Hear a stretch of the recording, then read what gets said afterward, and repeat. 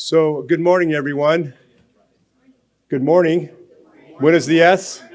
Eduardo, buenos días. Allá en la esquina. First of all, welcome. Thank you all for being here today, taking some time out of your busy schedules to be here. I'd like to welcome you all to the 6th Annual College and Career Pathways Summit. My name is Tom Davis, and I'm on the CFF Advisory Board and a member of the Classroom of the Future Foundation and a committee member of the 6th Annual Career and College Pathways Summit. For mobile users that would like to connect to National University's Wi-Fi system here, please take a look at the details on the screen behind me, or take a photograph of it and you can reference it later. Now, let's get started today by introducing our Master of Ceremony, Drew Schlossberg. Drew is currently on the CFF Advisory Board, CFF Leadership Team, and co-chair of this year's summit. He has been involved with the Classroom of the Future Foundation since its inception in 1997. He's had over a 40-year career in journalism, including roles as spokesperson for the San Diego Union Tribune, head of the UT's Community and Public Relations Division. He also has been an internet radio host since 2007. As many of you have been featured on his Spotlight to the Community show are aware. Everybody, please let's give a warm round of applause and welcome to Drew Schlossberg.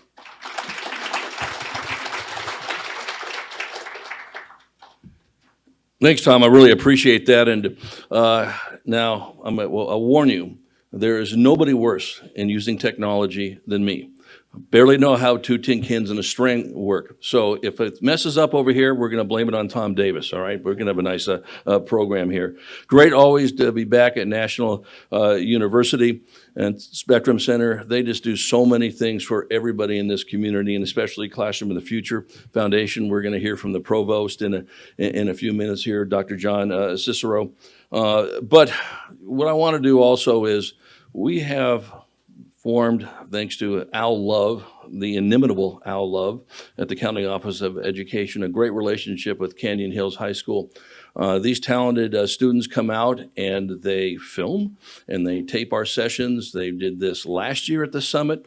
They were at our inaugural, or our Soup Tank 2.0 event in Qualcomm, and they're here today. They're in the back. Let's give them a round of applause. You guys can stand up, Efren, so they can see you.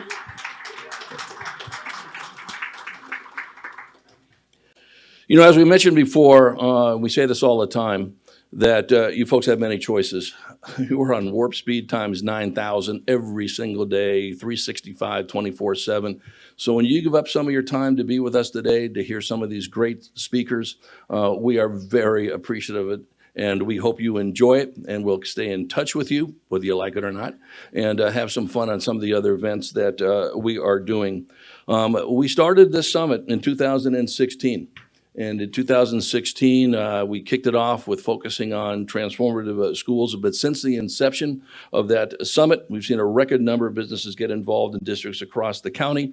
And I've seen a number of strong force monies coming in, thanks to Al Love and his great team. And a lot of districts are accelerating their college and career pathways. So thank you so much for coming with us today. Just a few housekeeping tours as well. If you want, let me see here that we got the restrooms. The most important thing to know are in the hallway over here. The agenda is as such. There is a room change. If you were going to go see folks in room 131, that is now in 145. You'll see the posters out there for that aspect as well. And we really love feedback. So go ahead and get your phones out. Use the QR code. We have some of these in hard copies at registration. For those who submit a survey by Tuesday, the 14th of March, you will automatically be in a drawing for the official restaurant of Classroom of the Future, Yanni's Bar and Grill in Scripps Ranch. So please get those in to do that by the 14th of March. Now it is absolutely my pleasure to introduce a friend. This guy is just an amazing superintendent, and he has done great things as the chair of the Classroom of the Future Foundation Board, superintendent of Carlsbad Union School District. He was a recipient of CFF's Innovative Superintendent of the Year in 2019. It's my honor to introduce our good friend, Dr. Ben Churchill. Am I advancing the slides? No, I'll do it. You'll do that? Okay, cool. Thanks. Hi, everybody. Good morning. I'd like to start by thanking Jane Schlossberg, CFF Director of Development and Operations, for her work to plan this event. Jane is here. Thank you very much, Jane. I'd also like to thank the San Diego County Office of Education, their college and career readiness team, as well as our wonderful volunteers who have given up their time in support of this event today. Let's also give them a round of applause. I'd also like to thank our generous sponsors who made this summit possible. If you are a sponsor of the event, please stand up so we can recognize you. Outstanding, thank you. CFF's mission is to unite business, community, and education leaders in creating innovative learning environments in the San Diego County Public Schools that prepare our students to thrive in a competitive global society. As such, CFF is considered an extension of the San Diego County Office of Education, who founded CFF as a nonprofit back in 1997. I am extremely excited about today's summit and the work of CFF, SDCOE, and local school districts to drive innovation and connect with business and community leaders for the betterment of the more than 500,000 students in our region. I hope you agree that our primary goal must be to prepare students not only for college, not only for career, but to prepare them for life. Whether they choose to go directly into the world of work as an entrepreneur or other opportunities, whether they serve our nation in the military, or whether they attend trade school, 2-year college, 4-year college. Whatever they do, we have an obligation to ensure that our students are ready for whatever comes after high school. And that means a focus on collaboration, communication, and critical thinking, as well as creativity, citizenship, and character. The Classroom of the Future Foundation plays an important role in this space, and I couldn't be more proud of the work we're engaged in today. Thank you for joining us, and thank you for supporting our amazing students and educators. Now, I'd like also to thank our longtime College and Career Pathways Summit host, National University, and bring up to the podium National University's Provost and Chief Academic Officer, Dr. John Cicero.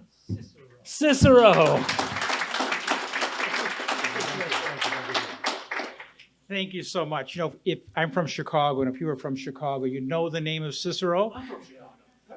Cicero Avenue? Berwyn, Cicero, my goodness. All right, that's all right.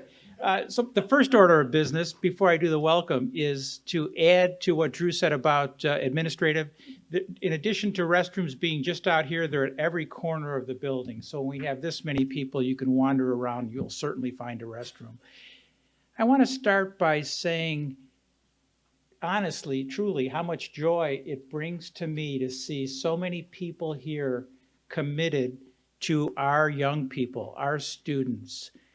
They are our future, and I've been in education my entire life, and I take it as a serious responsibility. And I believe if I were to ask every single person here, you would say exactly the same thing. It's a serious responsibility to help our young people get to the next place, whether, like you said, whether it be to college or whether it be out to the workforce. It's just wonderful to see all you here. Well, National University is delighted to have you here. We hope you enjoy our facilities. And I just want to say a few words about our commitment. But before I do that, the person who normally would be here is Nancy Rowland Heinrich.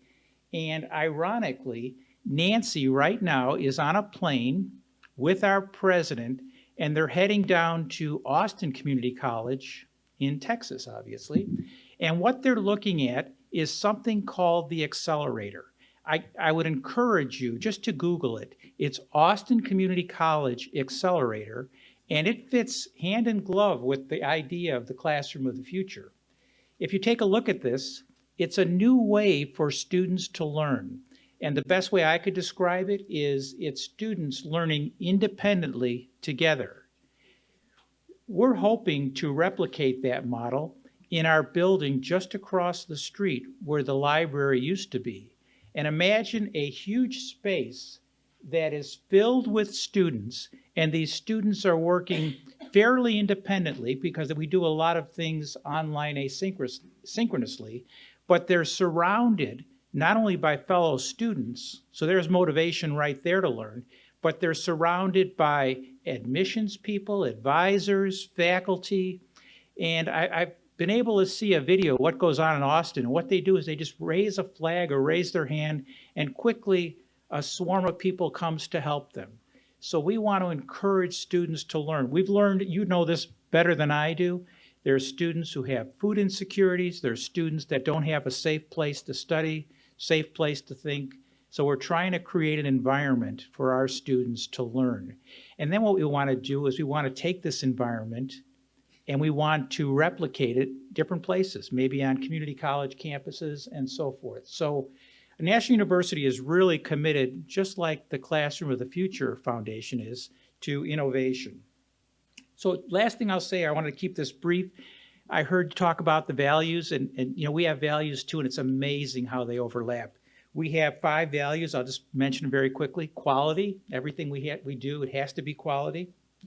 Innovation, just like you folks. Collaboration, I heard that one this morning. And certainly diversity and access. We want everybody to have an opportunity to learn. Well, thank you for being here, and thank you for letting us host. And I look forward to the rest of the day. Thank you. Another round of applause for Dr. Cicero.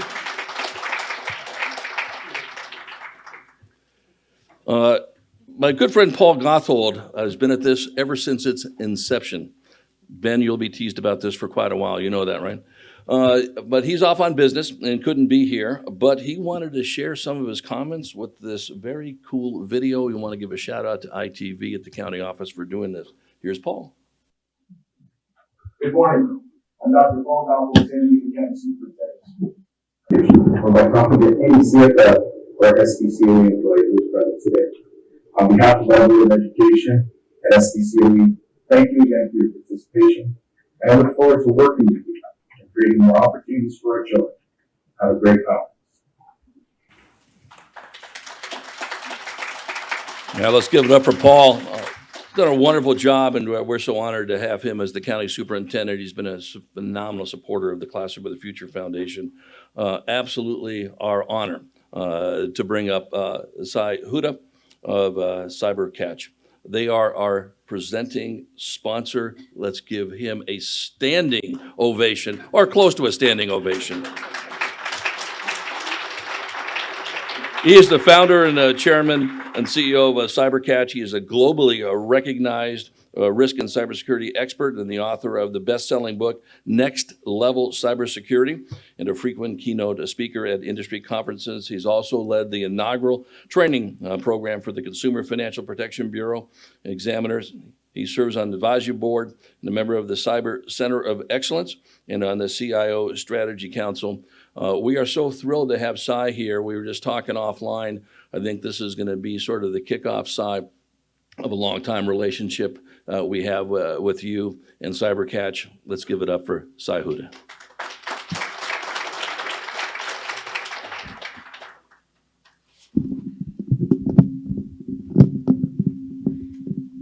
See, this is what happens when you're vertically challenged. So, looks like, here we go. Okay. Good morning, and honored to be with you. Thank you so much for having CyberCatch here. We're going to spend a few minutes just highlighting a few things that are going to be really key to us engaging together today. We're going to have a couple of breakout sessions later. I invite you to join us. We're going to take a deep dive. But cyber is really the key to our future. And so I compliment the foundation here for being so forward-thinking and recognizing how important cyber is and having that as a key theme and a topic here today at the summit. And so I thank my good friend Peter Sibley, CEO at Journeys Map, Drew and Jane and Randy and all the other team members for having us here to help facilitate that. So I'm going to start my few comments this morning, and we're going to take a deep dive at the breakout sessions with these words. The key to success is cyber safety. I'll come back to that. So please allow me to show you a couple of quick visuals. This is here in our backyard. These are some of the headlines. Schools are being attacked by the bad guys. It's a fact, unfortunately. Here's another fact. Every K through 12 is digital. Who doesn't use email? Who doesn't have a website? If you just do those two things, which everybody in the room here is, you're digital. And because you're digital, you can be attacked from thousands of miles away. Now, here's another key fact. You're a prime target. Why? Because there's a lot of data. Data about students, thousands, over many years. Valuable information. Not only social security numbers, maybe, but stuff like counseling information, medical records, parental information, grades, whole host. You know it better than anybody else. It's rich. I'm going to share with you at the breakout sessions how much that data is worth on the dark web. And it's going to really open your eyes. But the fact is you're a target. And not only you're a target, but we're in San Diego County are a target. Now, why is that? And you're going to see, unfortunately, a few more schools being attacked here shortly. Because of who we are, where we are. Imagine how many military families have their children in our schools. And because of that, the schools are especially on the radar of foreign adversaries, but also criminal gangs, because they can get through that data theft to the eventual target. So we are a target, unfortunately, in our backyard. And California and San Diego County schools are prime targets for that reason. So we must recognize that. And also, we've got to look at this as half full, not half empty. But before we do that, we got to understand why this is happening. It's happening because the schools we're finding are not having the proper defense. So, they've got IT, but they're not focused on cybersecurity. So we're finding that schools don't have compliance with NIST cybersecurity framework. This is the federal standard. The White House just issued our national cybersecurity strategy last Thursday. If you didn't get a chance to, please read it. What you'll see in there is critical infrastructure, like you are critical infrastructure, will be required now in the next few months to start to comply with NIST CFF. Because that's the defense, 108 controls. So the defense isn't there, so the attackers know it. The other thing is that these controls aren't being tested, so there's holes, and we'll dive into that later today at the breakout. So because of that, the attackers are finding this easy target. I had the honor and privilege writing a book called Next Level Cybersecurity. We have some copies at our booth. Please come grab one. But I spent a year researching why these hacks happen. It's because my security clearance information, top level, was breached, including everything that's about me, but also my fingerprints. And when I realized that, I was shocked and I was upset. And so I left to write this book. I researched all these hacks. Freedom of Information Act I use, all kinds of techniques and tools. And we'll dive into this, but what I discovered is there's 5 steps the attackers follow. This isn't rocket science. This is the pattern. So we got to understand that. It's a business problem, not a technical problem that we got to solve. And so these are the 5 steps. We'll take a deep dive in the breakout session. My book lays it out, and my book shows specific examples of how they're doing these attacks, including the breach that I was facing myself. So that started CyberCatch. We're mission focused. We're about protecting K-12 schools and other critical segments. We've got to protect our country. This is 9/11 again. It's just from thousands of miles away. Bunch of guys not coming in here flying planes, bunch of guys attacking us from the web. In fact, here's the reality. We scanned almost 4,000 schools in California, along with a bunch of states. And these are the statistics that we found. Spoofing, clickjacking, session writing. These are 3 key vulnerabilities. We'll take a deep dive in the breakout session, but they're basically vulnerabilities on websites and internet-facing assets.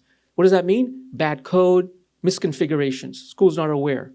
These can be used in 3 minutes to break in. And look at what San Diego is. 8 out of 10. Nearly 8 out of 10 have these vulnerabilities. So it's unfortunate, but that's why we got to educate. We got to get on the same page. So we created CyberCatch to solve this problem, which is help implement NIST, get the 180 controls in place, automatically and consistently test those controls, find the holes before the attackers do, plug them and fix them. And then unlimited access to our experts. Honored to have Tom Ridge as my personal mentor on our advisory board. He actually reached out after he read my book. I didn't know him. And said, I like the book, we got to meet. We met, became friends, became a mentor, and he inspired me to start CyberCatch because he saw this as another 9/11. And if you remember him, he's a great person, a great patriot. He is nonpartisan. He's a true American. And he created DHS after 9/11 happened. And it's a model for the rest of the world to follow. So honored to have him as a support, but that's what we're about. We're going to protect schools. And here's an example. I'm Kevin Smith from Cathedral Preparatory School and Mother Teresa Academy, and we are always first concerned with the safety and welfare of our students and our community. Today we know that we are a prime target for cyber threat, and that there's an urgent need to have outstanding cybersecurity at our school. We've chosen to work with CyberCatch to protect ourselves from data theft and ransomware, because again, there's bad actors out there coming after K-12 education, and again, we first and foremost want to protect our community. I would encourage anybody to work with CyberCatch. It is an outstanding and affordable solution for schools. Honored to have schools like Cathedral Preparatory as our customers. Hope to have the privilege of serving you. So 4 things I want to leave you with. Let's think cyber safety, not cybersecurity. Cybersecurity implies technical. This is a business topic, and it's a half-full opportunity. With me are a couple of my team members. I'll just quickly demonstrate. Catherine Atmar, where are you? Please stand up. She's Vice President CMO at CyberCatch. She has a master's in design, and yet she's got a career wonderful at CyberCatch as an executive. Andy Kim, where are you? Right here.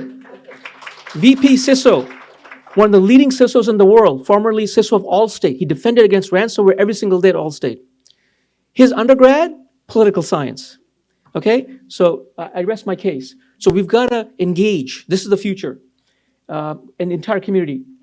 Comply with NIST, test controls, perform a cyber drill, by the way. We're finding schools don't have a cyber drill performed. They've done a fire drill, earthquake drill, but not a cyber drill. So today we're offering you a complimentary subscription to Cyber Incident Simulator. Please go by our booth, pick up this. It will give you the drill so you can be prepared for ransomware attack because it's going to happen. So we better be prepared. So it's our way of giving back. And again, thank you for having us. Honored to be with you and look forward to supporting you even more so. Thank you so much. Let's hear it one more time for Cy Huda and CyberCatch. So grateful. I'd like to bring up my colleague right now, that is Al Love, as he makes his way up. Al, has anybody here, I think probably, have you worked with everybody in San Diego County? I recognize a lot of folks. I did do it very good. He's going to introduce our next group over here is going to be the Warrior Village Project. And then when we get after this beautiful presentation, we'll be chatting with 4 organizations working with some of our school districts. Al Love, it's all yours. Can you guys hear me? I got my old football voice on, so glad to see the folks from San Marcos and from San Diego and from South County and from North County and from East County. My partner over here, well traveled. I want to introduce to you my friends from San Marcos High School and from the Warrior Village Project. Come on up, Chris. Come on up, Mark. Come on up, John. And it was a group. I'm senior director for college career, and I was just visiting schools, and I went over to San Marcos because I used to work at San Marcos. Back in the day, Chris ran me off. I was vice principal there. He just wore me out.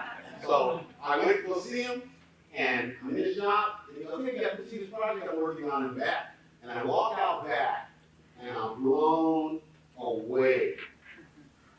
Blown away, right? They're building a house back there. They're like 75% done.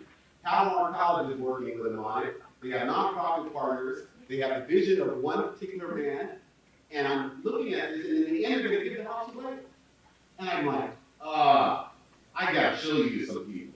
I got to introduce you to some people because this is the kind of collaboration we want to see on every high school campus, where we see students working with college students, working with the world of work, and then being philanthropic, giving that project away because it's a high value asset. And so I talked Chris into coming here and hanging out with me today. He brought the team. And so I want to introduce you to Chris Gilder, Mark Filter, and John Hill, and they are the Warrior Village Project.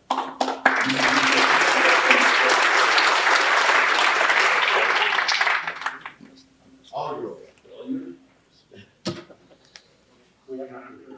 Yeah. Even better.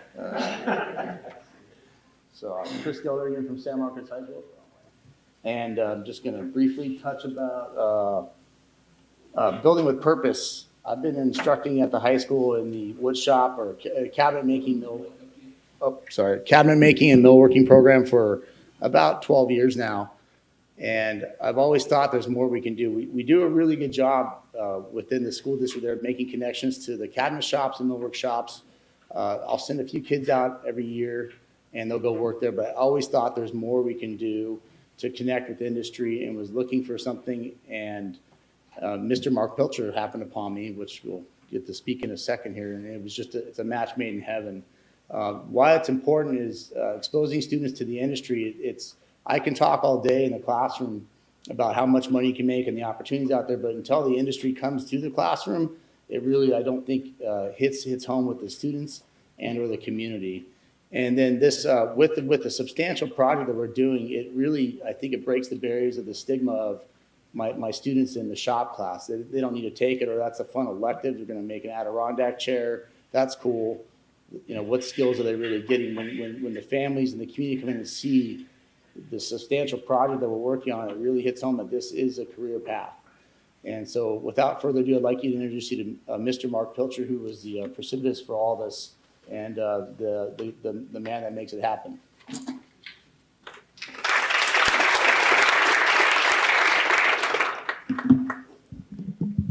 So what is the Warrior Village Project? Well, it's a small nonprofit based in Fallbrook, not to be confused with the Wounded Warrior Project, which is a national nonprofit, not to be confused with the 2,000 other nonprofits in San Diego that help veterans.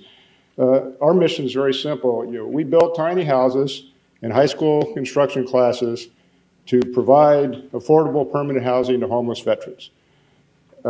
It's a collaboration of building industry, sponsors, high schools and colleges, and nonprofits serving veterans.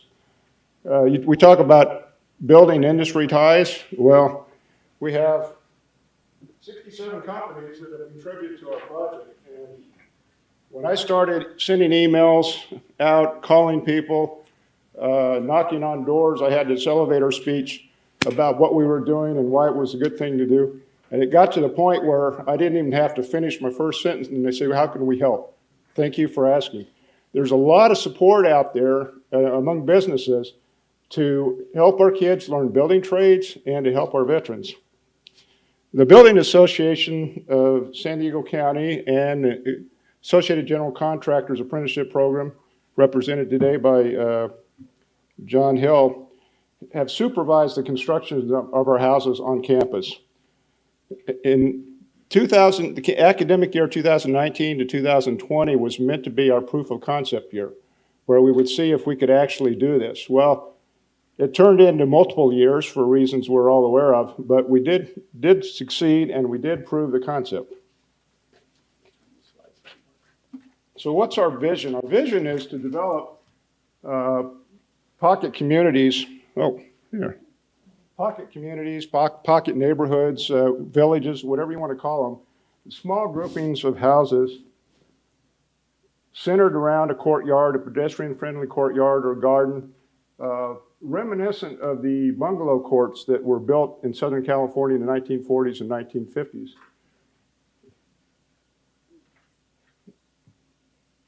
Obviously didn't practice this either,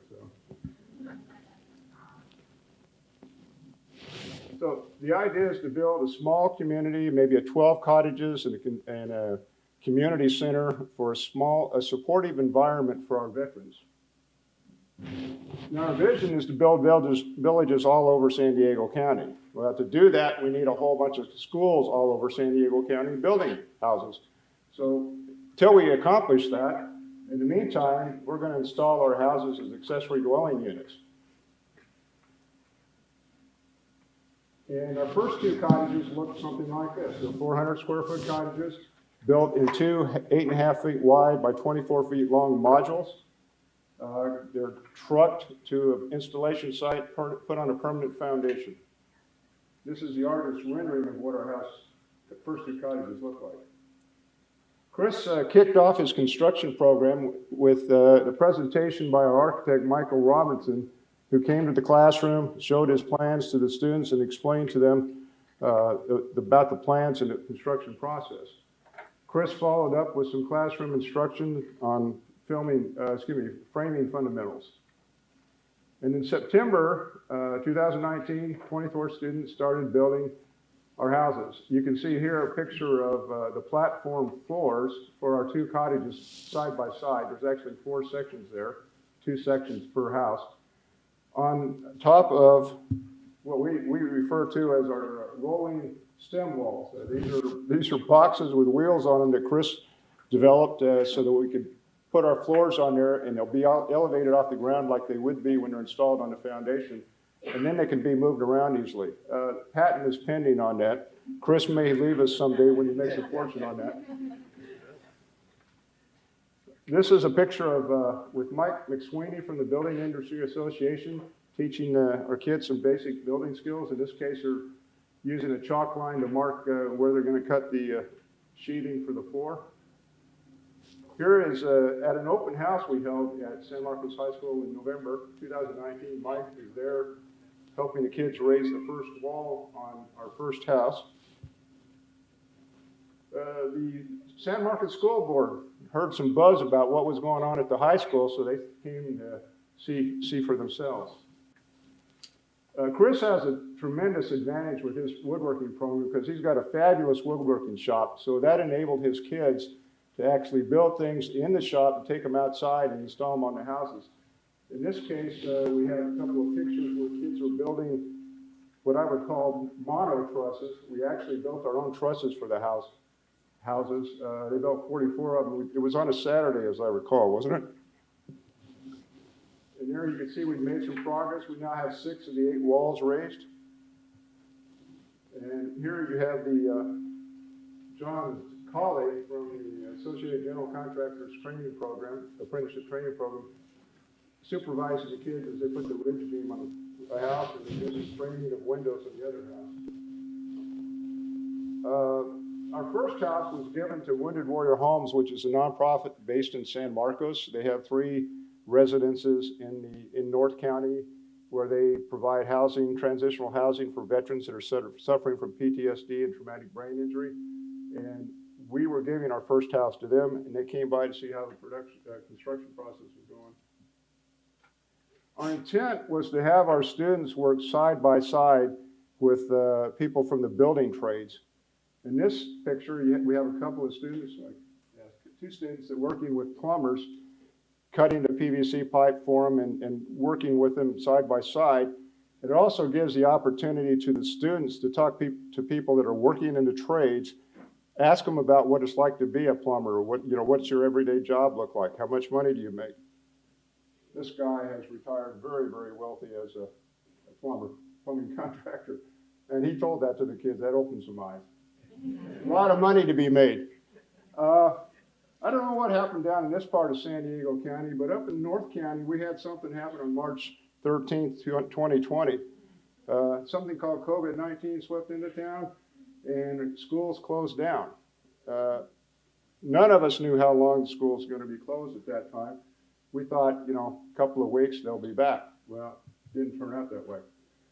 As I said, we wanted our students to work with the professionals from the trades side by side, but after our students left, we kind of threw up our hands. Well, what do we do now? Our workforce is gone. How do we finish these houses? Well, one of our many partners here, Jam Electric, for example, said, well, we're going to keep working, and they came in and finished all the wiring on our 2 houses. So the idea was that the houses are going to be 80, 90% complete when we moved them off site to the installation site. And we just did some finish work on site. Well, when our students left, we couldn't do any more work on the houses. we decided that we would go ahead and transport the houses as they were and finish them on site with volunteers and contractors. Well, we had one little glitch in our plan. We found out how long it takes to get a building permit. Once we had a site, and when you had the architectural plans for that site, specific to that site, it took us 6 months to get a building permit. If you look at the county's website, 6 to 9 months is actually on the faster end of what they suggest. Anyway, we had the house ready to go, waiting for a building permit. Finally got a building permit, and the Seabees and the Associated General Contractors, John and his colleagues, came out for a groundbreaking ceremony and to start preparing the site for installation of our house. So we had Seabees, people from AGC, some adult volunteers, working on site, doing trenching for electrical pipe, plumbing, forming for the foundations. And John, who you'll see in a minute here, actually arranged for the concrete to be donated. And that's a big ask. That's not very common. So we got the site ready, we got the foundation built. It was time to move our house from San Marcos High School to Vista. We moved it on the back of trucks, 18-wheelers. We moved them at night to avoid as much traffic as possible. And they had to use this, what I call a giant forklift, but it's actually got a name. Telescopic handler. I missed that class apparently. But anyway, to position the house on the foundation. Well, San Marcos High School was closed down for quite a while. Montecito High School students kept going to school, and they've got a construction program there, and they said, we'll come down and work on your house. So we actually had the Montecito students come down, spend a day with us, and they did some work, and they also installed the fire sprinkler system under the supervision of John Joseph from Simmons Fire Protection. That's the kind of interaction we're trying to achieve with our students and the professionals. This is one of my favorite pictures. We had a few San Marcos students that couldn't work on our house officially, but they could do public service or come volunteer, if you will. So we had some students came down on Saturdays. We even had an alum from the first class that was on college break, came and worked on our house. And this picture here shows a student working with a teacher side by side with two veterans from Veterans Village of San Diego, installing the siding on our first house. Homemade San Diego, which is a nonprofit in the building industry that does community service. Two of their member companies came out to install installation and the drywall in our house. We're starting to pick up steam. We got a number of trades coming in. The jam electrician came in to do some work on the electrical panel, install some lights. Chris Gelder, that's not his best view, but he's painting the ceilings there. Somebody from Wounded Warrior Homes actually volunteered to install tile in our bathroom. We had a flooring company that volunteered to install the flooring in our house. This is a very busy picture, but it basically represents all the different trades, companies, and others who, in the last flurry of activity, came in to help us finish our house. And Al mentioned our partnership with Palomar College. I guess I failed to put a slide in here about Palomar College, but it is a very important relationship for us. Right here, I know it's difficult to see, but you have two adjunct professors from Palomar College. Our kitchen cabinets were actually built in the cabinet and furniture making program at Palomar College.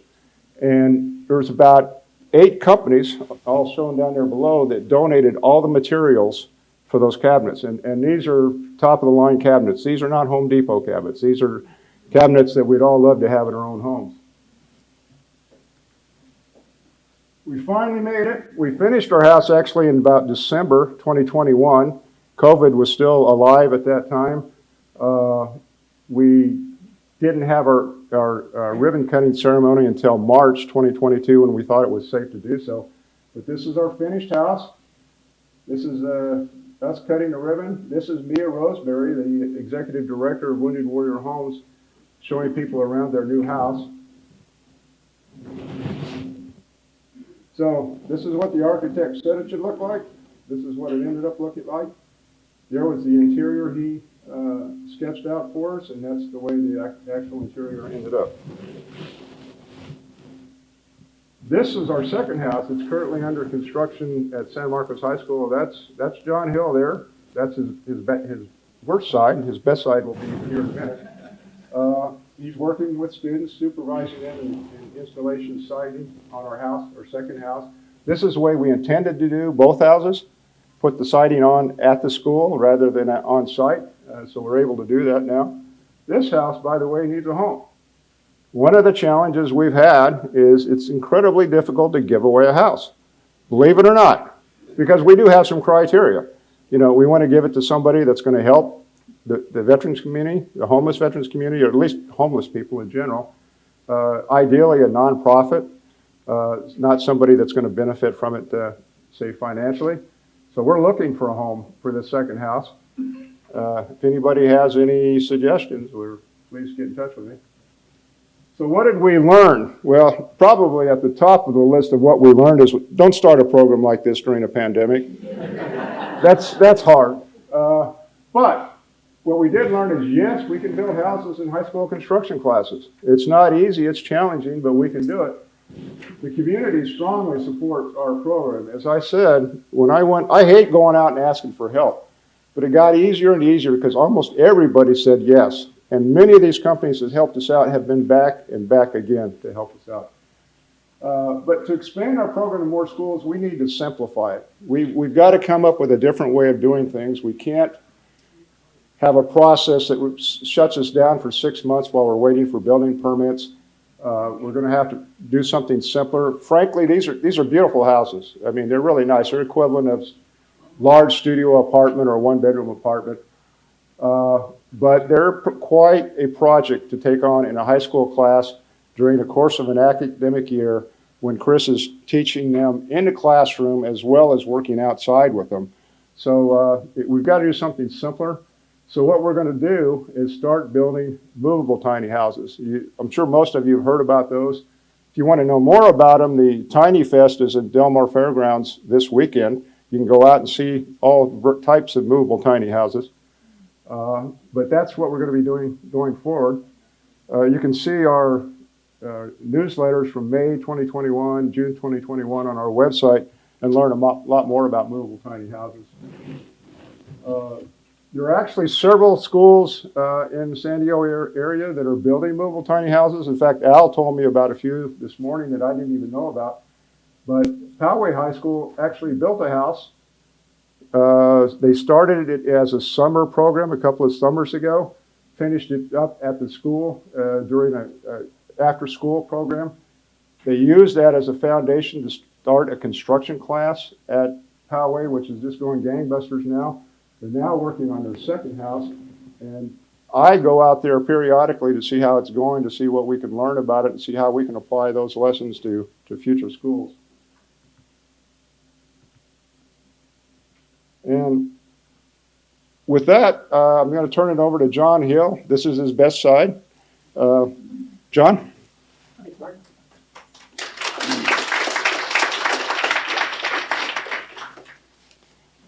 Quite an undertaking, I'd say. So we're part of the AGC Apprenticeship Training Program, and we've chosen to participate with Mark's program and Chris's Wordshop, and it's been an interesting experience. This is our facility in Lakeside. We actually do outreach to high schools, and we have students come to our facility, and we teach them about what apprenticeship is. So I just wanted to say, man, Mark's vision, it's quite a vision. It's very impressive. And Chris as well to implement it. And it takes a champion, 2 champions, to make this kind of thing happen. So it's very impressive. I want to tell you a little bit about our program. I don't know how much you know about apprenticeship. But we have a training program in Lakeside. And we were helping with the cottages. I do outreach to all different high schools and colleges around the San Diego County. And we decided, this is a program worth investing in. So you might ask, what is our, why are we motivated to do this? Well, there's a huge construction shortage of labor all across the board in San Diego County. So we think, what can we do to help this? Well, this is one of the things we can do. Our mission is to supply the local industry with skilled and trained workers for that purpose. So our program looks like this. The application requirements for apprenticeship are just coming out of high school. You need to be 18 years old. You need to have a social security card, driver's license. And the biggest challenge for high school students is transportation. It's that catch-22, right? You need a job, you have to have a car. You can't have a car unless you have a job. So it's a stumbling block, something that we're hoping the industry can help solve, or the business people in this. So it doesn't take a lot to get into the program. It takes someone that wants to work outdoors, though. And sometimes that's a big challenge these days for students in high schools. How many have you seen that want to work hard outdoors in the sun? Few and far between. So after you go through that application process, if you want to actually join, you come into our facility, you go through an orientation, and you get put on a list. And our particular training program has 7 different trades that we train on. We train on carpenters, cement masons, laborers, drywall lathers, drywall finishers, painters, and equipment operators.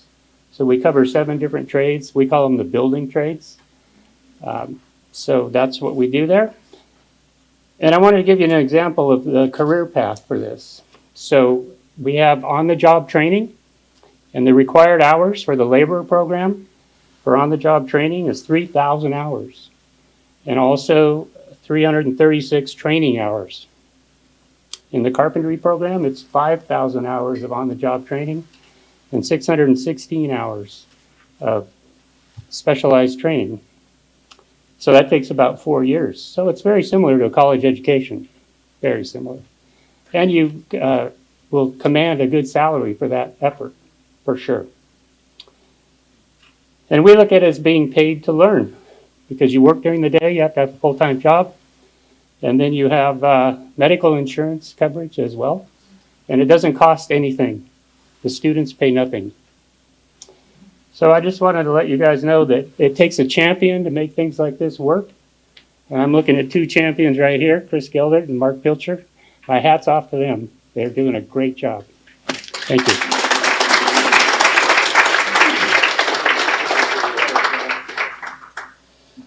These are just a couple slides of the apprenticeship. They just built a beautiful new facility out here in Lakeside. So we try to get the students out there. That's part of that outreach to them, and they get involved in getting to do projects. So they have build days, I believe, that they'll set up some projects with. It's immense that they come out and work with us. That's everything to our program, and a couple other instructors can come out that do it full time too. It makes my life easy. I'd just like to ask for all the administrators and everyone here, if you're thinking about it, or you know that you may have a site that has something going on, we'd love for you, the other programs, to join us. It doesn't take a lot. The part of what we thought of is, how can we start this within a school that doesn't even have a building program? To start a building and trades construction program, you don't need a shop. It's nice if you do. You need maybe some parking space, some easy ups, and a container, literally.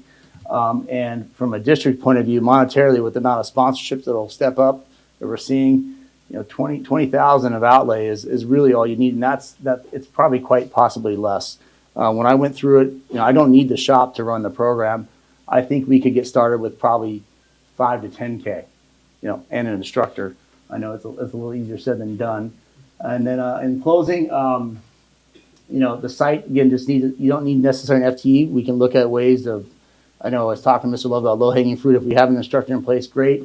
There's maybe ways to mitigate that with finding part-time instructors and helping that. The district, though, we do need support from districts. I know we got to balance that, the A through G life we live in, and college and career readiness together. So as we expand requirements for graduating high school, we have to think about how that's impacting a pathway. We're supposed to be a pathway. I should see students in my class, minimum 2 years, 3 is great. There's that balance when we add other sections of required science, math. And maybe that's joining those together and making us part of a building and trade program, but just considerations to make. And finally, I'd like to take a second and we realize this takes literally a village to do, to make come together. It's important to have some sort of nonprofit arm lined up. We're very fortunate at the San Marcos Promise to help us take in a lot of donations to help with some bookkeeping of stuff that takes off the district's hands, and they've been super vital to us. So I know most districts have some sort of booster club, or maybe think about starting a CTE booster club. If you don't have one, that would be immensely helpful. And just like to thank everyone for their time today.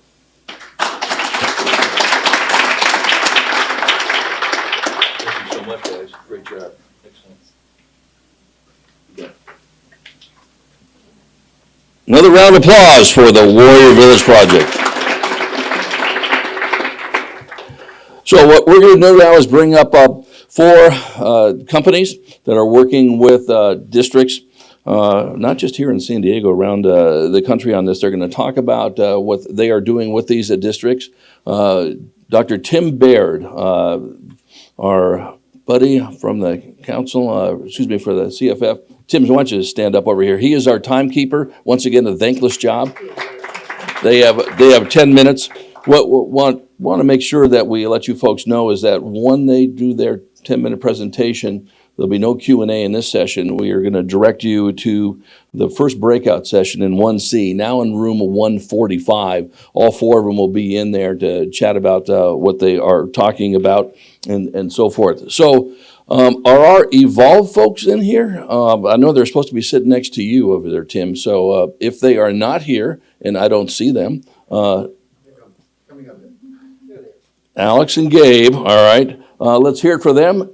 We're going to start the clock right now. Good morning, everyone. That better? Thanks for having us. Thanks for your attention. My name's Alex Wycat. I'm just here to introduce you to Evolve Technology and our flagship product, the Evolve Express. I'm going to take 2 to 3 minutes just to give you some background on our company and some high-level details on what our product does. And then we're going to hand it over for the remaining of the 10 minutes to one of our customers, Mike Ritchie, to go over how they've been implementing our technology in their school district for about the last 8 to 9 months, I believe. So first off, Evolve's mission simply is to make the world a safer and more enjoyable place to live, work, learn, and play. Got it in the right order. So we believe traditional security screening technologies and processes are outdated, and they can be inconvenient, invasive, and for some, a frightening experience. So we believe most of the people that come into our venues actually don't pose a threat, so we shouldn't be treating everyone as though they are one. So that's one of the reasons Evolve has come up with the Express. The purpose of the technology is to aid in preventing mass casualty events while giving people a free-flowing, touchless security screening experience. And we're able to do this because we combine advanced sensors, cameras, AI, machine learning algorithms that are able to filter between weapons and benign items. So we can detect on concealed person-borne IEDs, long guns, handguns, large tactical knives, and then ignore the common day personal items like phones, keys, belt buckles, wallets, etc. So with that said, so that's 2 lanes right there. With those 2 lanes, we can screen about 4,000 people per hour. And then in addition to that, so 4,000 people per hour with a fairly low alarm rate to what you're used to with a regular metal detector. And in addition to that, if someone does alert on our system, then the staff member or the security officer working on that system will get an image of that person, as well as the location of the potential threat item on that individual. So right pocket, bag, ankle, wherever that threat item might be. And so we're not only eliminating the long lines, but also creating a faster, touchless secondary search process for the visitors, the students, and it makes the life of the security officer easier as well.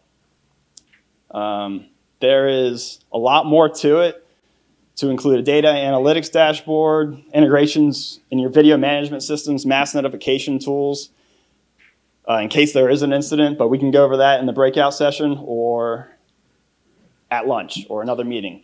So just a little bit of background, Evolve is deployed across about a couple hundred schools across the US right now, from all backgrounds, large and small school districts, inner city schools, schools out in the suburbs, schools that have been screening their students for years, and schools that have never played with the idea of screening their students. And just some more background of the company. Evolve is a publicly traded company. We build and manufacture the technology in the US.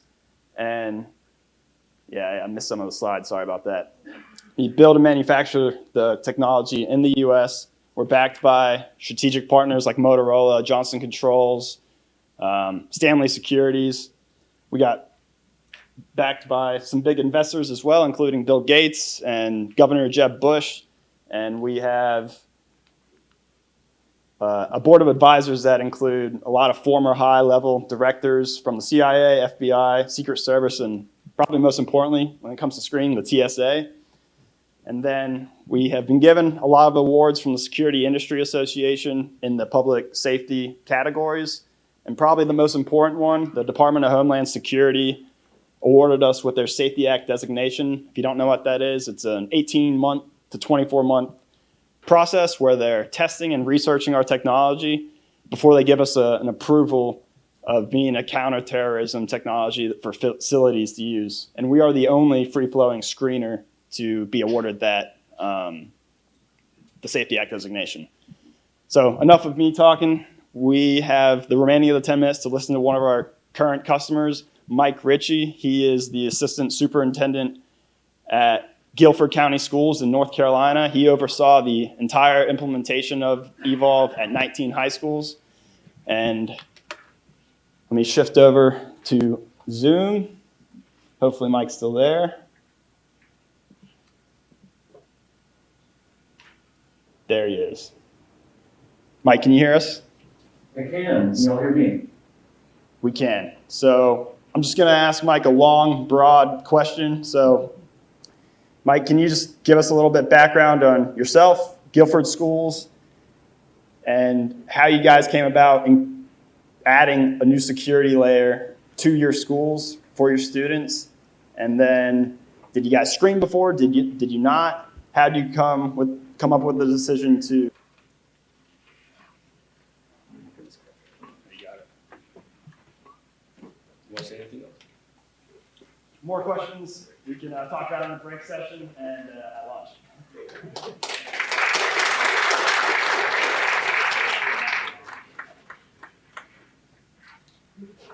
Okay, and I really encourage you guys to go through their little system there. They have a fake gun, not a real gun. You can put it yourself and it'll light you up and all that business. It is a pretty cool system. My pleasure now to bring up Z-Space and give them a round of applause. And you are on the clock. And Peters. Hello, ladies and gentlemen. Thank you guys for being here and giving us your ear for just a moment. My name is Ben Peterson. I'm the director of CTE Solutions for Z-Space. I'm a 20-year educator. Finished my time after being a science teacher and high school administrator as a CTE director for a large school district in San Antonio, Texas, where we were enamored with Z-Space because of what it did for our students' understanding and learning. And so I'll give you a brief overview here of how we use Z-Space to deepen our students' learning. As we've mentioned several times today, we know the obstruction that COVID caused in our students' learning.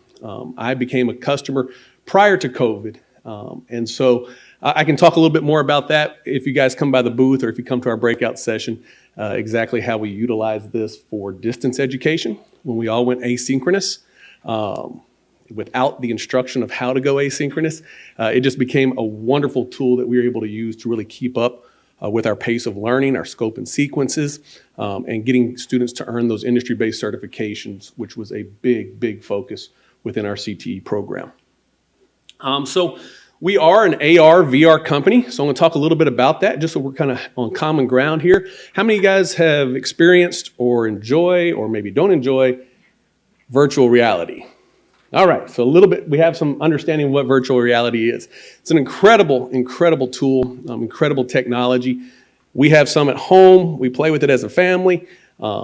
The only thing is we have to move the dining room table a little bit out of the way. We have to move the furniture out of the way in the den as well, so that we have a nice, maybe 100 square foot to use our Beat Saber and slice those boxes as they come flying toward us, or whatever the boys do. I don't know what it is that they do, but they have all sorts of things they're doing, but it certainly takes some room. So it's not quite conducive to a classroom learning environment as I would wish.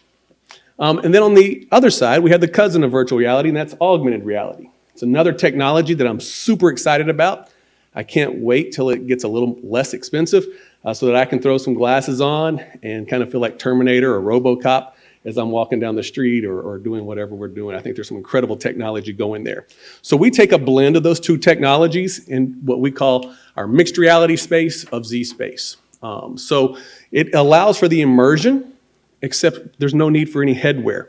You actually see, I should have updated the slide before I submitted it, because we actually just finished selling our last edition, which actually required 3D glasses, and we are now 3D glasses free. I know several of you have stopped by the booth earlier this morning and experienced that, and it's an amazing experience when you can sit in front of a device and automatically be transported into a third dimension with no headwear, no glasses needed. And I think that's very important because we live in a 3D world, right? We live in a 3D world, yet we've taught our students through 2D means for eons. That's the only capability we had forever. And so with this device, we are a Windows 11 device, so you are getting a computer within the hardware. Our patents lie within the screen. So as I mentioned, as soon as you sit in front of the device, it converts to 3D for you, and you're able to look around. You're able to have that depth perception. You also have the kinetic realism with the use of our stylus. So with that stylus, you're able to point to the screen, click a button, and bring those items out and look around those items just like they were floating right there in space with you.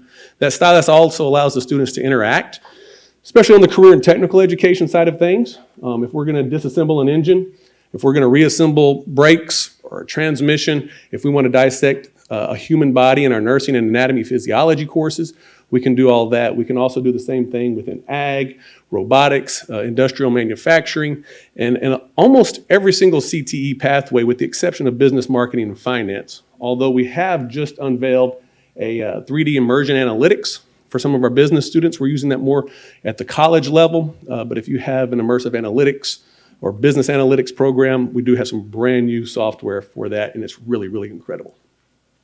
I'm going to show you a quick video here just to kind of give you a better understanding of what I'm talking about. The video, unfortunately, does show our older technology, so you'll see students wearing glasses throughout the video. Just understand now that those glasses are no longer needed. Welcome to the real world of virtual reality on the Z-Space platform. What is Z-Space? It's a tabletop virtual reality that's transforming education today. Z-Space functions as your typical Windows PC until you open the Z-Space application, and then the magic really begins. Long story short, Z-Space tracks the user's eyewear and stylus in real time, allowing the user to comfortably reach in and interact, move around, dissect, blow up, or change different variables within the environment. We should probably also get rid of that word blow up, especially after we just following the people I just followed. So I'll talk to our marketing team about that. Never thought about that. So why? Now we know what Z-Space is, but why would we use it? Well, first of all, and this kind of almost goes unsaid, students come to us today with a lack of attention, right? My wife and I have 5 kids, 2.5 of which are still at home, 2.5 which are on their own. And so when I look at our 27-year-old and I look at our 13-year-old, I understand the difference in what they're expecting out of their education process. Our 2 oldest did fine. Our 3 youngest are super hands-on. They will challenge you to engage them. right? And that's with everything. I mean, if I'm showing my 13-year-old, how to do something with football, it's challenging to get him engaged, even though he's super interested in football. So that goes without saying, but let's think of it with a pedagogical lens. What can we do with virtual reality that we haven't been able to do in the past? And there's a researcher out of Stanford University named Jeremy Bailenson. He has some fantastic work. He has a lot of stuff online if you're interested in just kind of seeing the pros and cons of adding that virtual lens to your instruction. And he gives a great acronym that as a CTE director, I didn't think about, but as soon as I saw this, I went, yes, this is exactly why I'm wanting to incorporate this into our instruction. So the acronym is DICE. And using augmented or virtual reality allows us to do things that would typically be dangerous. Within CTE, we certainly do a lot of dangerous activities, right? We have a lot of parent permission slips that are signed. In our manufacturing program, unfortunately, over 5 years of being CTE director, we lost 2 fingers, or a finger and a part of a finger, and I did not like that. I did not like that at all, but that is the reality of our programs. These gentlemen who were having their students building the house, I mean, that's construction. I mean, that's a very dangerous time. And so it also allows us to do things that are impossible. This is the one I'm most passionate about because I think back to my time as an instructor. And I think of how many times as I was teaching, I would look across the students and I would see in their face that, Mr. Peterson, I still don't understand what you're talking about. And I also knew we had a unit exam coming up at the end of the week, and so I had to plow ahead because there was not a possible way for me to show those students maybe those theoretical concepts that we've been learning.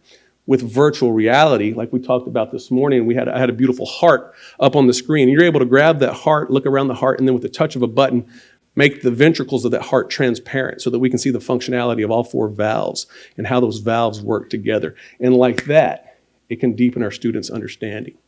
Counterproductive. As a CTE director in our industrial maintenance program, we had huge manufacturing robots that were donated to our program. They cost anywhere from $500,000 to about $107,000. I'm sorry, $1.7 million. And we were teaching our students how to work with these devices and maintain these devices. That required us to take these devices apart. I did not want 13, 14, 15-year-old students taking these devices apart. It was very counterproductive when the instructor would come to me and say, hey, Ben, we lost 3 springs, 7 O-rings, and a couple of nuts and bolts. So we get rid of that. And then obviously expense.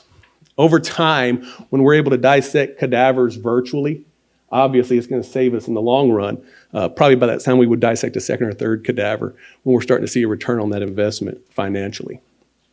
I'm going to give you a quick 1 minute, 40-second video, and then I'll wrap things up. We now have Z-Space at both our middle school and our high school. The qualitative data from our teachers was very positive.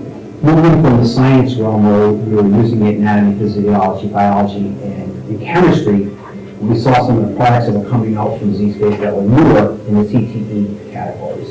And we have amazing CTE programs, and we have some amazing CTE teachers, and I knew those guys would go out onto this, would want to use this immediately. It's making a huge difference. You talk to these 2 gentlemen, they'll tell you directly, kids are learning at a higher level because now they get to see it, manipulate it, visually, kinesthetically, auditorily, and that all helps with what they're trying to teach them. We now have Z-Space. I hope you'll come see us. We have a ton of content as early as kindergarten all the way up to post-grad work, doctoral work in particular. We have a ton of STEM and CTE applications that I think you'll find very interesting. Thank you so much for your time.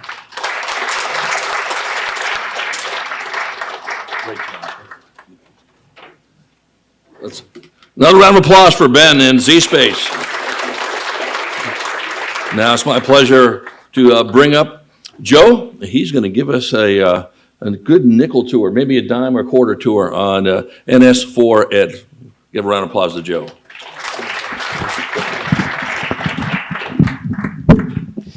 Well, when Tom asked me to do this, he said I had 10 minutes. I said, I don't think I can say my name in 10 minutes, right? So we're going to try, right? Excited to be here. First, let me thank everybody. I looked at this and thought I'd do a little bit of research first. We're going to dive into some research, right? So I always say, let's level set for a second, right? I've been an educator for 32 years. I did my PhD at Vanderbilt in leadership and policy. Been looking at this issue since I can remember, right? And I always call this the 4 E's: education, employment, economic development, and equity, right? So 43% of our kids do not graduate, do not go to post-secondary, and do not make it through, right? Which, if you know anything about high wage, high growth data, you better be doing something beyond high school to get access to high wage, high growth, right? So 43% of our kids are not there, right? We got a problem, right? 13% of our low-income kids in the bottom quartile don't earn a degree at all. That is a major, major equity problem. We can talk about this all day, and I always say, I cannot pass a law that says you have cybersecurity skills, right? I got to create a pathway, I got to get you engaged, and I got to develop it, right? And so only 13% are getting there, right? It's a problem, right? 41%, I hope this doesn't affect anybody. You can raise your hand if you want to. 41% of college graduates are classified as underemployed. How many people have heard the term underemployed? Raise your hand. I hope it doesn't affect anybody in this room, but we have the largest percentage of college graduates that have had to move back home, right? Because they are in degrees that do not pay high, right? They're not high-paying degrees, right? 41% of all college graduates right now. 74% of our businesses say they cannot find the skills they want, right? It's kind of a mess, right? We got this weird mess going on. And we as a company, we want to dive into it, right? I'm going to play a quick video, and then we'll unpack it on the back end of this. So I want to tell you the biggest positive and win for me watching the kids go through this is that they started the project like, you're giving us more work, or, you know. And it took 2 days. When we got the interest matcher and the values matcher and the cluster matcher really interested them. But then once they got to researching the careers, I mean, they were hooked. And I mean all of my kids, my reluctant learners, my high achievers, my kids on IEPs for gifted and for learning disabilities, were all involved. Like, I don't know if I've ever seen them that engaged for that long. I mean, I have great engagement, but this is over the last 2 weeks. They've been really excited about doing it. In the conversations that I've been hearing them have has been really cool, especially with my freshmen, because they're seeing opportunities now that they were not, I don't think that they had opened their minds to it yet. And like just today here, I'm listening to some boys over there in the corner that have been my little special chatty guys over here. And they were like, oh, well, my college admission rate has 100% admission, so it'd be fine. Like, oh, the one I picked only has 20%. You know, these are 14-year-old boys that really don't care. And they were going to go to YouTube careers before they started looking into this. So the median wage in New Mexico is super powerful. Okay, so that's we've got a research project at Carnegie Mellon University. Now, I'll unpack that real quick, right?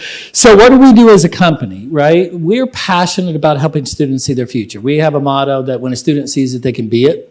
And we focus on research, policy, and practice as our model, right?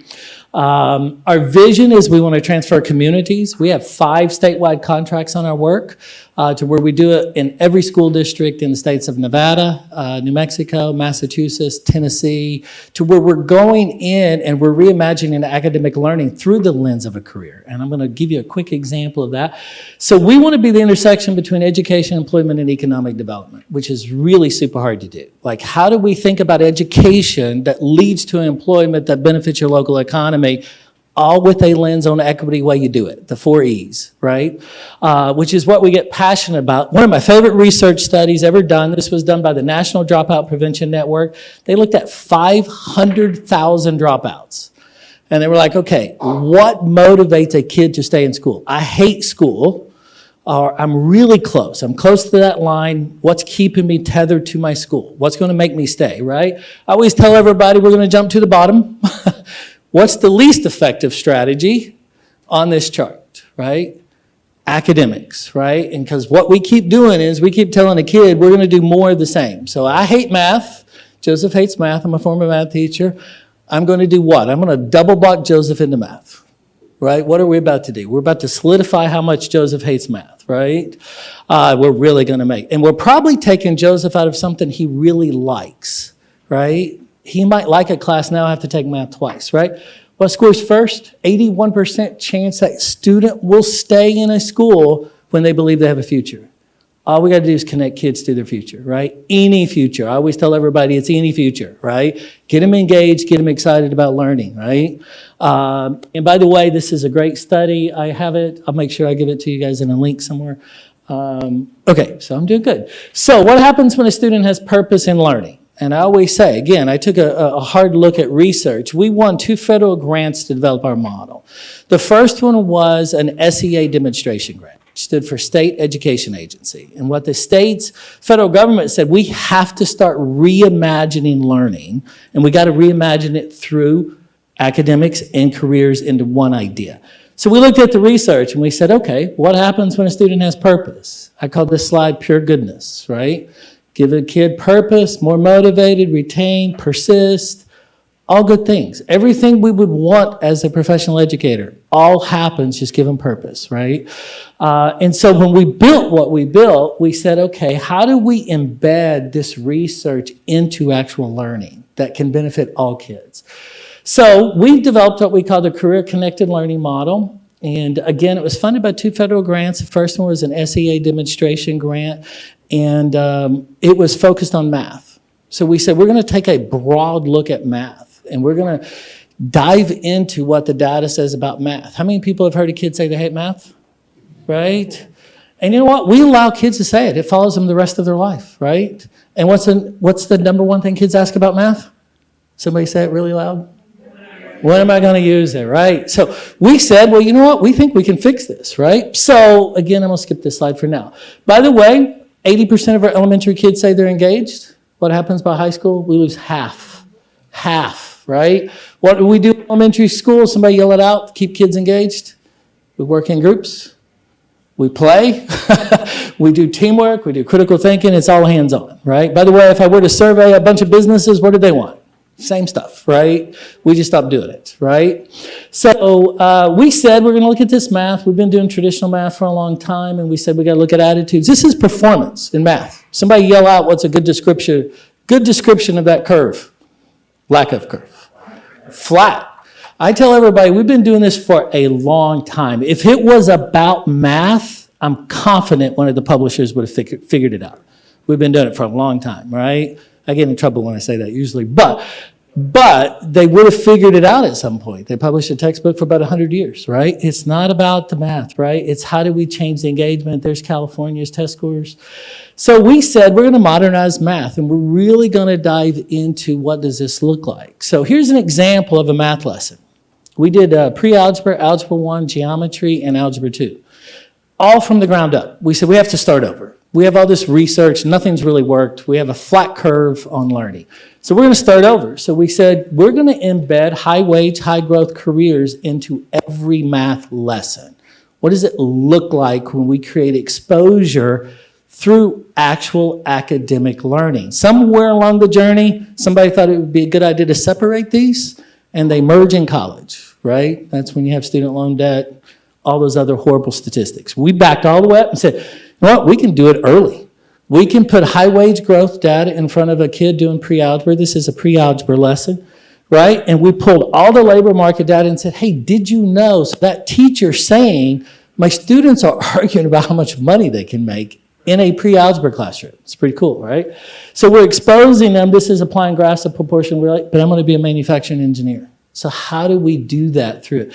So what are some quick outcomes we've seen? Right? So we've got 3 studies. Carnegie Mellon's doing one. This was an RCT study. We had a 13% improvement in test scores in Algebra 1 in 1 semester. And I tell everybody, we did not write a better math problem. If it was about the math problem, somebody else would have fixed it. We got students so engaged in the math, they're arguing about it, right? Which is fascinating. We had a 10% improvement in geometry. So we think we're onto something, right? And by the way, when we won the grant, I got calls from 10 other companies. And you know what they said? They said, don't build it. We're going to slap a sticker on it. And we're going to call it careers. And we've been slapping stickers on education for a long time, right? It's time to really think about doing it differently, which is how we addressed it. Last slide, what a teacher say. I love the middle comment, right? Students take risk and engage in conversations. When was the last time you went in an algebra classroom? Heard students say, I'm going to take a risk and I'm engaged deeply into the conversation, right? That's how we make it meaningful. Thank you very much.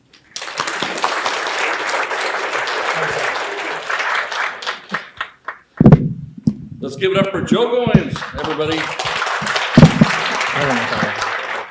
Hand it over to these guys. All right, now coming up is Coherent Educational Solutions. Gentlemen, you are on the clock. Thanks, Drew. Good morning, everybody. My name is Dr. Jamie Valenzuela Muma, and I am the CEO of Coherent Educational Solutions. It's our pleasure to be here with you. When I was the Assistant Superintendent at Monterey County Office of Education, I learned one thing. We've got to stop doing school to kids and do it with them. And that means we have to meet them right where they're at. We're here today to talk about esports and how we can make that happen. I'd like to introduce Scott Spector, our Vice President of Partnerships. Can you hear me okay? I think I can match you with the voice on that.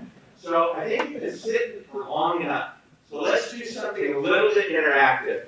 If you have a piece of paper, take it out, something to write with. If you have a business card, Jamie's got Post-its he's going to go ahead and hand you. Time for a giveaway. And someplace here I've got something to give to you. I don't remember what I did with it. But we'll find it, we'll get it to you. Just put your name, a phone number. I don't want the number for anything other than to contact you today. You won something at the booth. And we'll get it to you before the end of today. I'm not going to give the answer in this session, but you can win. You don't have to be present. If you want to go to our session in the breakout before 1:45, you can get it there. We'll have the answer for you. If not, you can stop by the booth and check to see it. All right? And what you're going to tell me on a business card, piece of paper, Post-it. Just write down what you think the projected global value of the esports industry will be for 2023. Projected, don't go Googling it now. See the phones out, computers. Take a guess, take a shot. Students, you're eligible. Go ahead and turn it in. Pass it to the front, just leave it on your table. Jamie and I'll walk through real quick once everybody starts leaving. We'll pick it up. Don't take somebody else that you think might be closer than yours and throw it away. All right? All we need is a name, phone number, some way to contact you. And now we're going to go through something curriculum-wise that's maybe a little different than anything you've seen before. Hands of those that have played at least one video game in your lifetime. Hold them high, you don't have to be embarrassed. There we go. Take a look around. See who's done that. Time for a little bit more audience interaction here. Give us the names, shout them out. What are these names? Oh. We got more than just a few hands there. What's that one? Well, it could also be this Batman. This Batman on that one. Next one. Oh, we got a gamer over here, yes. Yeah, now this one might be a little bit tougher. Oh, somebody said it. Legend of Zelda, and of course the one everybody knows. Now, those were pretty easy. You did not put the names on those. These might be a little bit more difficult for you. But these are the games that kids are playing in school right now. Well, it's supposed to be the games that kids are playing in school right now. No, there we go. That's not good. I can play my time.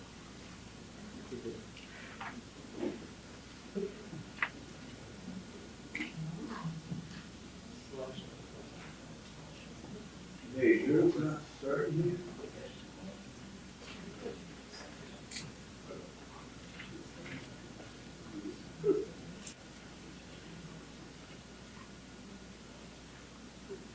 Perfect, thank you. Right, these games, maybe not so well known in terms of, these are the games that kids are playing at middle school, at the high school level, at the collegiate level.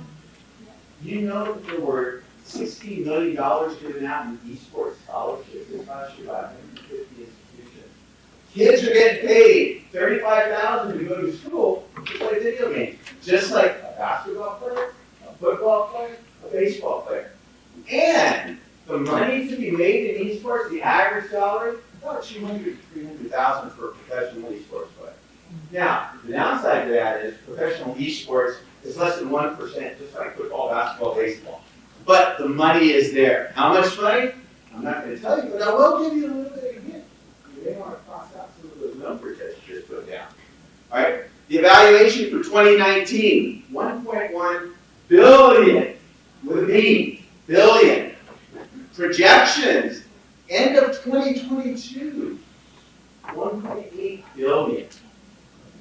With that much money and that many jobs, doesn't it make sense that we connect this to CTE and give these kids options in high school for that? That's what we're going to do. If you want to find out more about that, come by room 145 on that. We're using CTE as a bridge to, we're using esports as a bridge to CTE and STEM. We've got articles at the booth. We've got some really good articles that are there if you want to come by and take a look or let us know. We've got our contact we'll put up here. We'll also put up in room 145. Send you some emails with all that. We did a webinar the other day. We had about 140 people on that webinar. And we gave them the CTE pathways for California. And we said, how many pathways do you think esports gets? What do you think? How many? Not all of them. And these were not even CTE teachers. But they see the vision, how every single cluster, pathway, whatever you want to call it, there was an entrance to esports into that pathway. We talked about cybersecurity, computer science. Esports is a great entry point for that. Right now, we've just launched an esports league similar to CIF in California. We launched an esports league. I want Katie to talk to you with the next couple of slides real quick. And so the NSCL, the National Scholastic Esports League, puts curriculum first. And so you can't compete until you go through the curriculum because we believe we can have students have access to jobs. And so this particular piece is being piloted right now at the University of North Carolina, Greensboro. And so you're going to hear a little bit more about that piece and its effect on the students that are going into their program based on the esports that we've been doing with them. And it's all centered around career tech ed and the standards for state. We're working with New Jersey, we've got North Carolina, we're doing California. It's all based around CTE on that. Career technical education is an easy inroad. These kids are stepping into jobs or can step into jobs somewhere in a pathway connected to esports, making $50,000, $60,000, $70,000 a year. Now, I'm not an advocate for they don't have to go to college, but I am an advocate for giving kids the choice. They should have the opportunity to choose for themselves. And I think we have one video that we wanted to show here. Nope, we have one more on that one. Articles that we have again in the booth that you may want to check out that we will go a little bit deeper in room 145 in terms of pathways, career explorations, all of that stuff is right in with CTE. And the last one is a video. This was put together by our friends at University of North Carolina, Greensboro, who are piloting the curriculum as well as the esports league.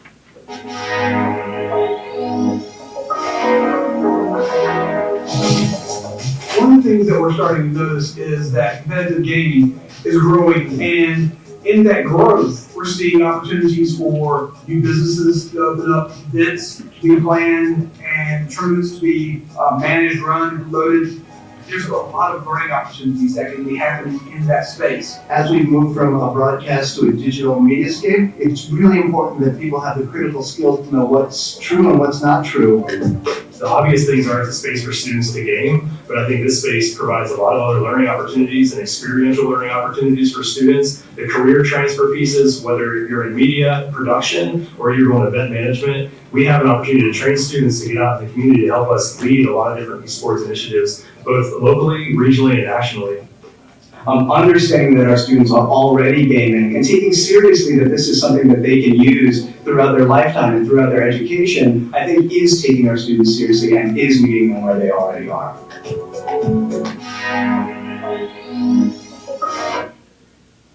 Right, and if you want more on the curriculum, we'll delve into the curriculum a little bit deeper, 145, session 1 breakout.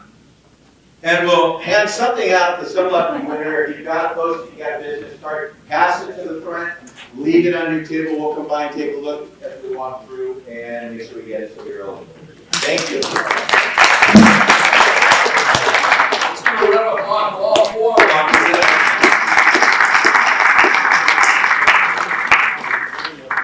All right, can everybody hear me in the back over there? Okay, good. Is that Aaron? Yeah, I said yes over there. Okay, Peter Sibley, you can hear me back there? You said yes, you can. Again, room 145, you can hear more about this. Just to let you know, we are going to add, we're only 10 minutes behind, it's our all-time record. We're going to start the first session at 11:10, not at 11.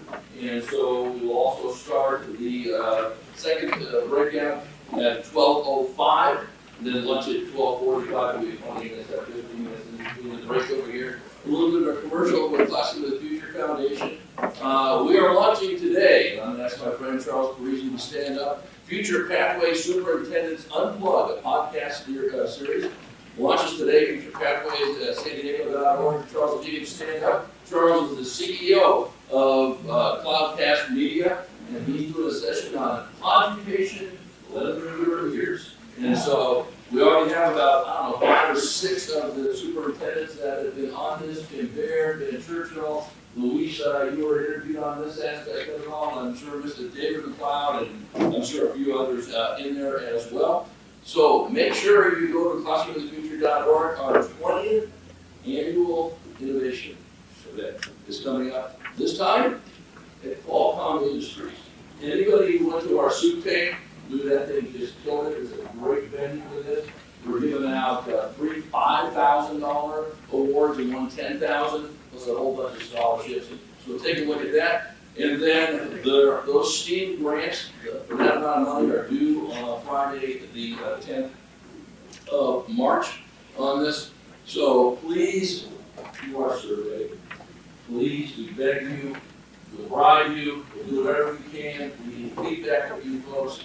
What we can do better, we'd love to get that feedback. There'll be some sheets at the registration on this. If you turn it in before the 14th of March, you'll be eligible for a gift certificate at Yanni's Bar and Grill Restaurant in Scripps Ranch.